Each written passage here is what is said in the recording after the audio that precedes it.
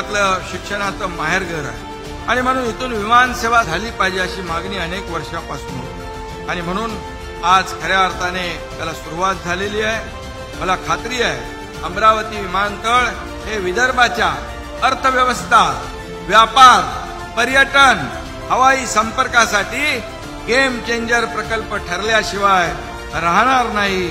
आणि खरं म्हणजे इथून विमान जेव्हा आकाशात झेपावती तेव्हा त्यांच्यासोबत अमरावतीची प्रगती आणि विकासही झेप घेणार आहे। आपण म्हणतो मुश्किल नहीं है जीत की राह, मुश्किल नहीं है जीत की राह, ठान लिया जो तू अगर, वो मंजिल खुद चलकर आएगी, नाप दे जो तू डगर।